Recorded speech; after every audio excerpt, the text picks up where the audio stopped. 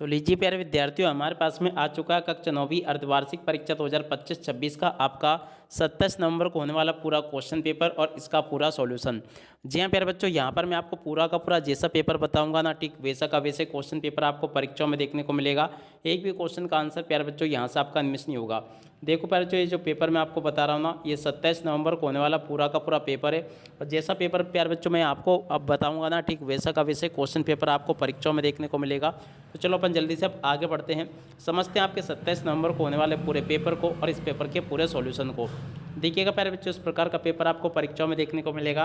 कक्षा 9वीं का अर्धवार्षिक परीक्षा का आपका ये 27 नवंबर को होने वाला गणित विषय का पेपर है। तो चलो अपन जल्दी से आगे बढ़ते हैं, समझते हैं आपके पूरे पेपर को और इस पेपर के पूरे सॉल्यूशन को। तो ये रहा प्यारे बच्चों पूरा का पूरा क्वेश्चन पेपर, आप लोग अच्छे से इसको देख लें और पूरा का पूरा पेपर समझ लें। पहला क्वेश्चन प्यारे बच्चों पढ़ते हैं, निम्न परिमेय संख्याओं में किसका दशमलव प्रसार शांत है। तो देखो बच्चों, इस क्वेश्चन का राइट आंसर आपका क्या आ जाएगा, 7 नंबर का प्यारे बच्चों इसका राइट आंसर आएगा 15/35। ठीक है। और अब अगला क्वेश्चन प्यारे बच्चों पढ़ते हैं, बहुपद f(x) बराबर 2x² - 10x + 8 के शून्यकों की संख्या क्या होगी। देखो प्यारे बच्चों, इस क्वेश्चन का राइट आंसर आपका आ जाएगा डी नंबर का, ये जिसमें कि लिखा 2। और अब अगला क्वेश्चन प्यारे बच्चों पढ़ते हैं, x - y² का प्रसार है। देखो प्यारे बच्चों, जो तीसरा नंबर का क्वेश्चन पूछा गया इसका राइट आंसर आपका ये आ जाएगा। और चौथा जो क्वेश्चन प्यारे बच्चों पूछा गया ना, इसका राइट आंसर आपका 7 नंबर का आ जाएगा 1 0। और उसके बाद में चलो अपन अगला क्वेश्चन पढ़ते हैं 5 नंबर का, रैखिक समीकरण में बहुपद की घात होती है। 5 नंबर का जो क्वेश्चन प्यारे बच्चों आपको दे रखा ना, इसका राइट आंसर आपका 1 आ जाएगा।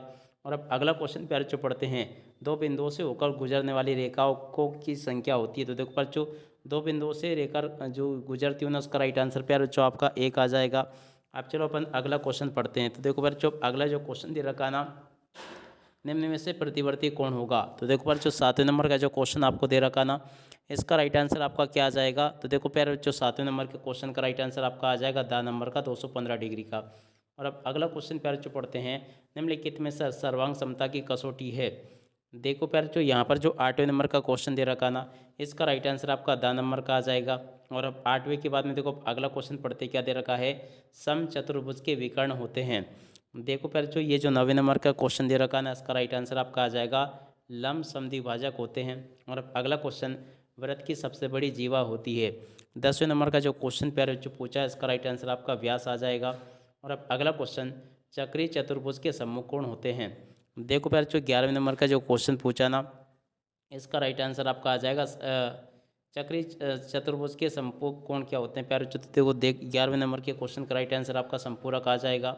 और अब अगला क्वेश्चन प्यारे बच्चों पढ़ते हैं, क्या दे रखा है, एक समद्विबाहु त्रिभुज की भुजा 2√3 सेंटीमीटर है, तो उसका क्षेत्रफल कितना होगा। देखो प्यारे बच्चों, ये जो आपका 12वें नंबर का क्वेश्चन दे रखा ना, इसका राइट आंसर आपका दा नंबर का आ जाएगा 4√3 वर्ग सेंटीमीटर। और 13वें नंबर के क्वेश्चन को प्यारे बच्चों पढ़ते हैं। तो देखो 13वें का राइट आंसर आपका 7 नंबर का ये आ जाएगा। 13वें तक के क्वेश्चन के उत्तर प्यारे बच्चों मैंने बता दिए। और उसके बाद में देखो 14वां क्वेश्चन पढ़ते हैं। तो देखो 14वें का राइट आंसर प्यारे बच्चों आपका आ नंबर का आ जाएगा। और 15वें नंबर के क्वेश्चन का राइट आंसर प्यारे बच्चों आपका बा नंबर का आ जाएगा।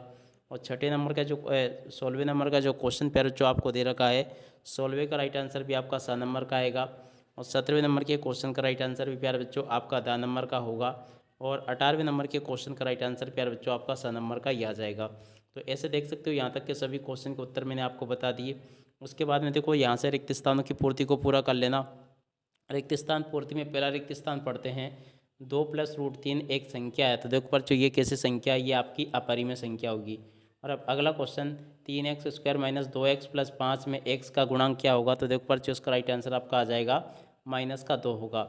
और अब अगला क्वेश्चन प्यारे बच्चों पढ़ते हैं, मूल बिंदु के निर्देशांक क्या होंगे, 0 0 होंगे। प्यारे बच्चों अगला क्वेश्चन पढ़ते हैं, रैखिक समीकरण 2x + y = 4 के हलों की संख्या क्या होगी। देखो प्यारे बच्चों, यहाँ पर आपको लिखकर आना होगा अनंत। इसका राइट आंसर क्या आ जाएगा प्यारे बच्चों, अनंत होगा।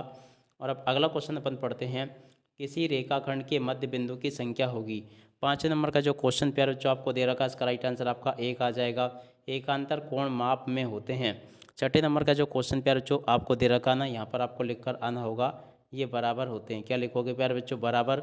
और अब अगला क्वेश्चन प्यारे बच्चों पढ़ते हैं, जो कि दे रखा है, सर्वांग सम त्रिभुज की संगत भुजाएं होती है।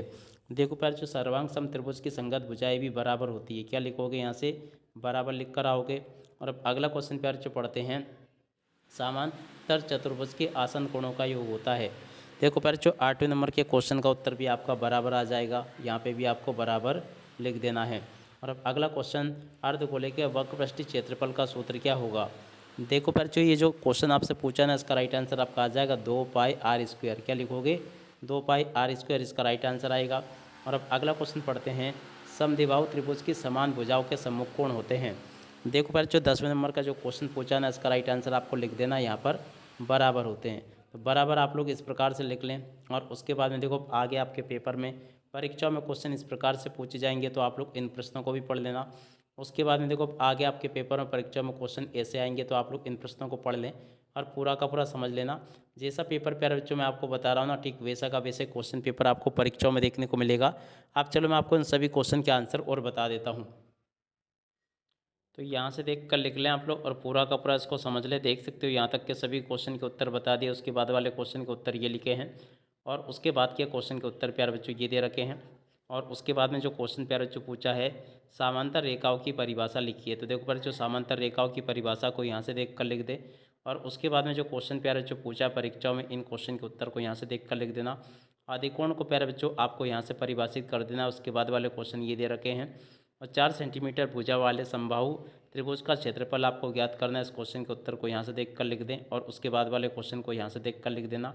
इस प्रकार से प्यारे बच्चों देख सकते हो मैंने आपको सभी के सभी क्वेश्चन और उन क्वेश्चन के उत्तर बता दिए हैं। देख सकते हो यहाँ पर जैसा पेपर मैं आपको बता रहा हूँ ना, ठीक वैसे के वैसे क्वेश्चन आपको परीक्षाओं में देखने को मिलेंगे। एक भी क्वेश्चन का उत्तर प्यारे बच्चों यहाँ से आपका मिस नहीं होगा।